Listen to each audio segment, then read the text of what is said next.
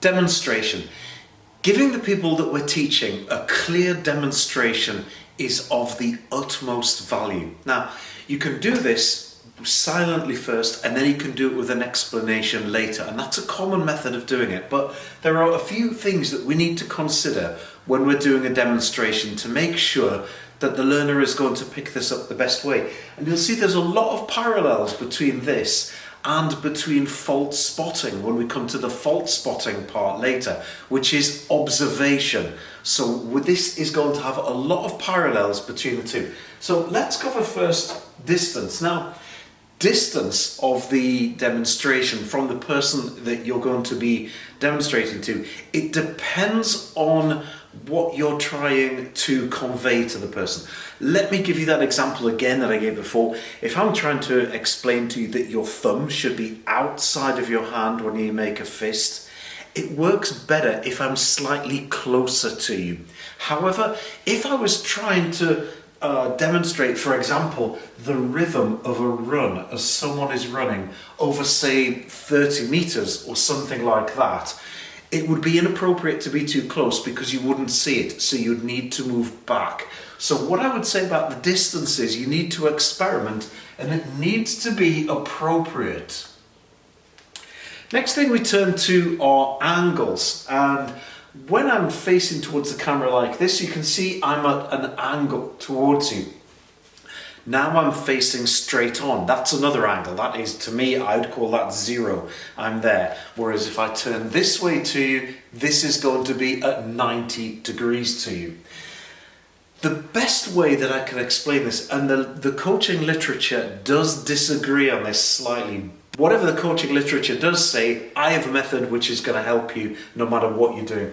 But let's say, for example, we use this as our back line of the room or the area in which we're teaching.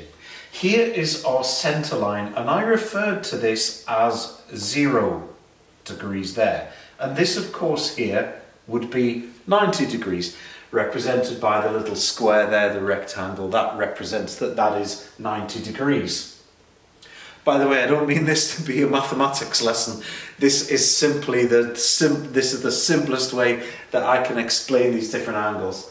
Okay, so from here, if I have an angle, let me take this out. If I have an angle here of about 90 degrees there, this is kind of just, it's me drawing and it's a bit of a guess. So we've got 90 degrees across here, which means that these are each 45 degrees there, like that. Now, much of the coaching literature is going to suggest to you that that is your optimum coaching angle. Now, what do I mean by the optimum coaching angle? That means that if someone is in this angle here, they're going to see a demonstration that their brain is going to be able to translate into something meaningful. Let me say, for example, if I'm doing a punch towards you and I want you to see it towards you like this, and I do a punch like that, you can see that straight on. Now, if, however, you were stood at this angle here, like that, you wouldn't see it straight on, you'd see it at about 45 degrees, and you would punch like this. Now, how does that translate? Okay, really straightforward. That sometimes translates that if someone is not in the best place to observe, that what they will do quite often is, because instead of seeing this, they saw this. They may well indeed punch across like this, because this is what their visual perception due to their position is. Now, I know that a lot of the coaching literature does suggest an observation angle, of 45 degrees. But from experience, I've found that 60 degrees seems to be the better angle. So I'm going to redraw this now. One thing it's not going to take the geniuses amongst you to figure out is that I am not very artistic. I'm not particularly good at drawing things. I'm very much a scientific person, very much a science brain. And this genuinely is as good as I can actually draw. I'll make no apologies for this because you're not here for a drawing masterclass. This is just a representation, so you understand. But the principles are the same. Now, these people outside of here would not be seeing a great demonstration. These people in here are going to see a good demonstration. Now, sometimes people think, well, okay, that's great, but what about all of these other people here, like this? Let's say if you were teaching a group of students, what would you do? This is relatively straightforward. You have two things that you can do. Number one is you go back like this. And then, as you go back, this line will increase to have more people inside of it, like this. Okay? So if you go backwards to demonstrate, more people can see you within that angle because you've gone back.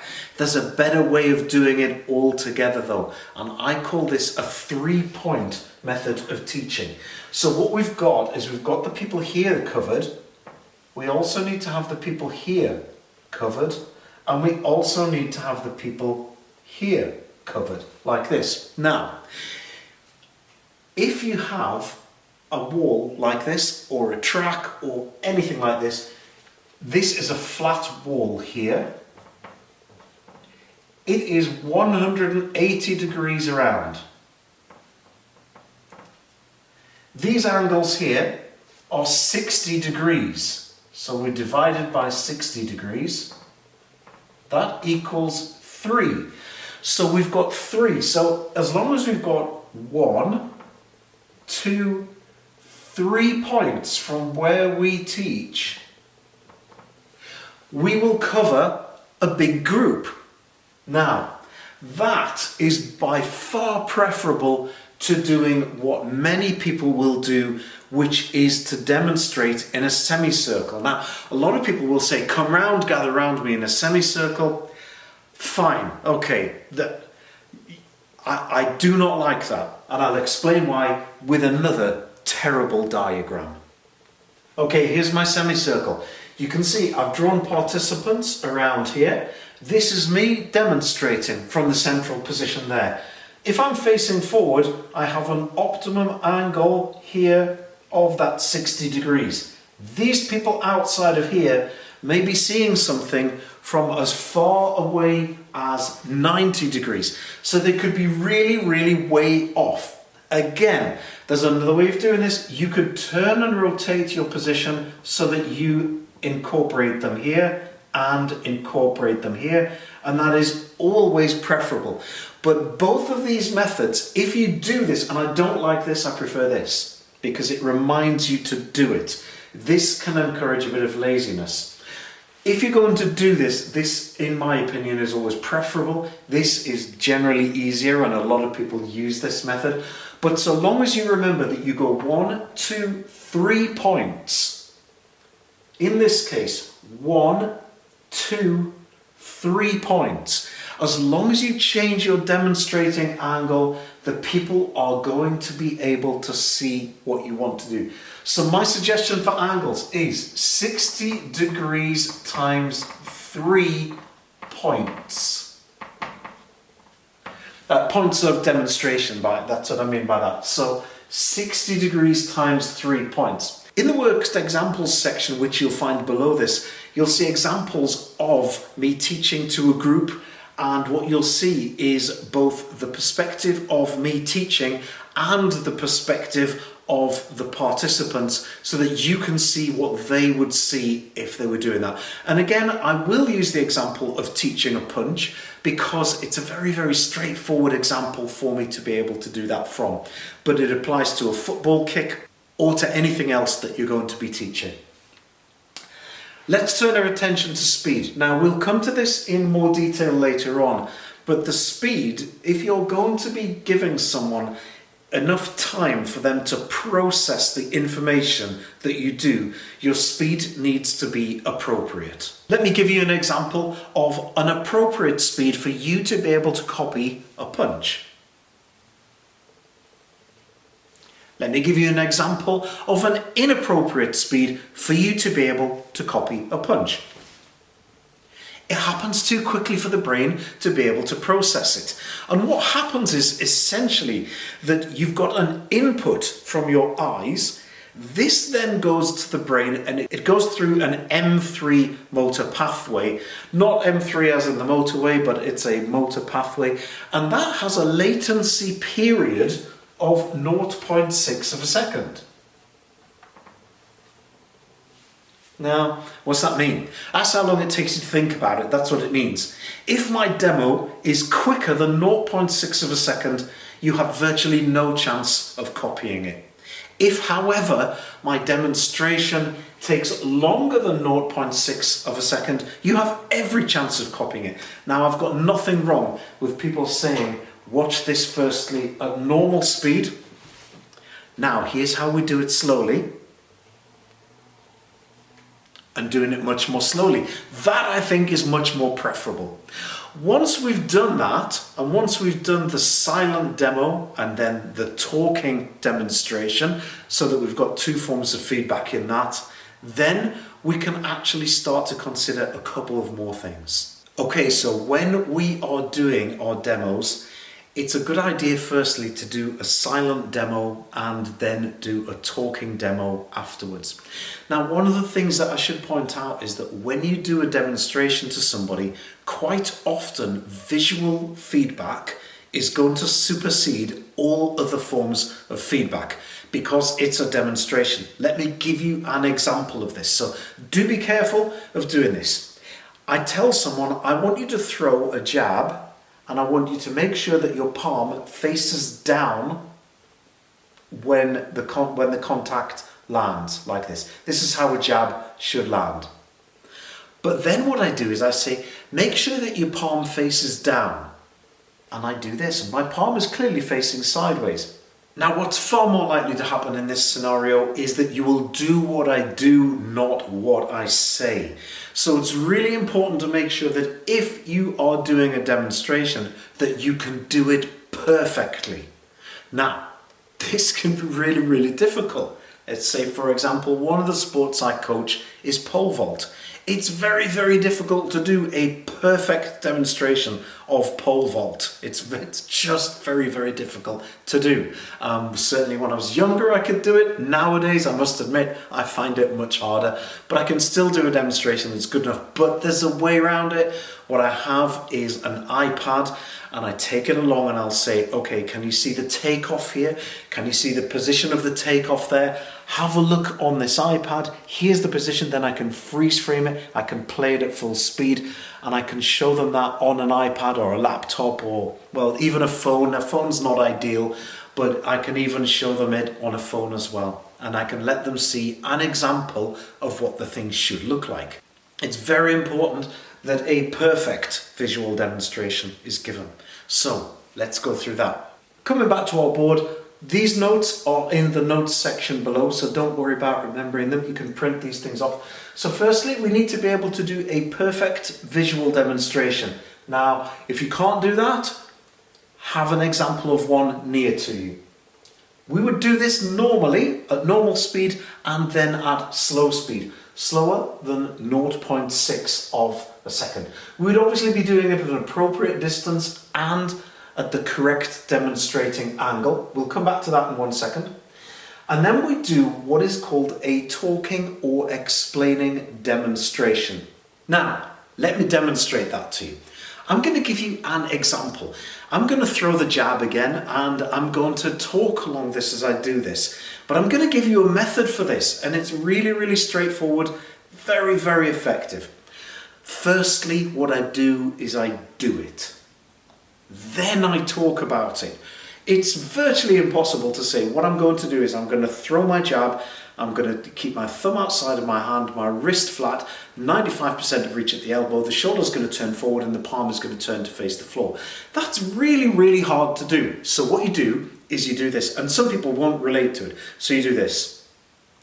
I'll turn sideways for an angle so that you can see the joints. And then what I do is with my free hand, I point at the joints to which I'm referring. And then this highlights it to someone who may not be particularly good at listening. They may be on the autism spectrum, they may have a hearing impairment, and they may not speak your language, and sometimes they're just not listening, or they're too far back and they can't hear. So, like this, I point and I say, thumb outside of the hand, punch with all 4 knuckles, wrist is flat, and I turn sideways to demonstrate that, because this is an appropriate angle to do that. 95% of reach at the elbow and the shoulder is forward like this. And then what I'll do is I'll then repeat it slowly so people can copy it.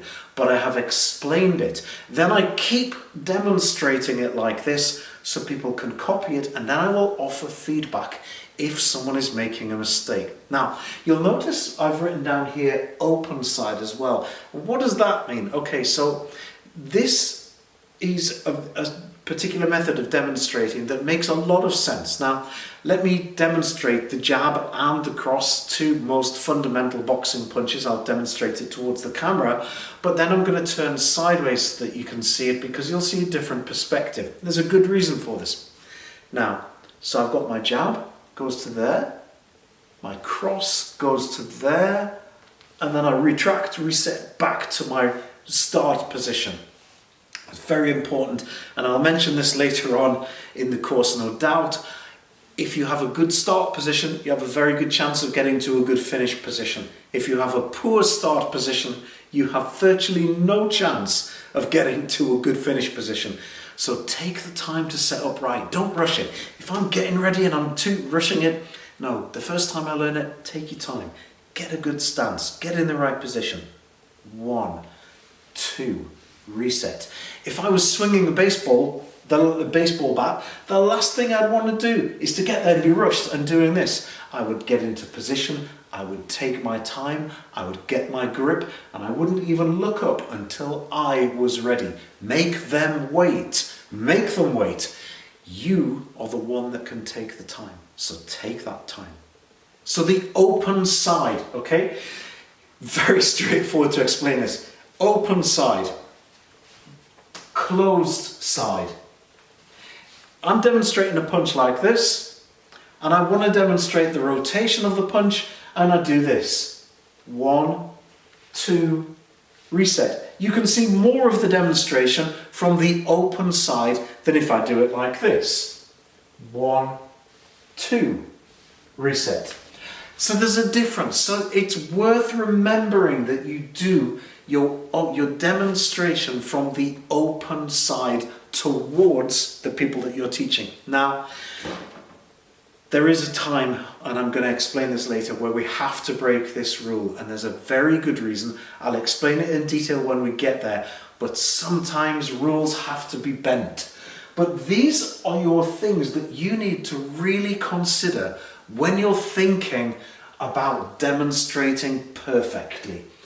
The distance, the angles, using 3 points if necessary, the speed of your demonstration, that the demonstration needs to be perfect, that you do it firstly normal speed and slow speed, then you do it with talking and explaining, and the demonstration should be from the open side of the body. They are the most important key points. Let's have a look at that in the module below of me doing this, and you'll be able to see it from the participant's perspective and my perspective, and then you'll be able to see how this works for both people.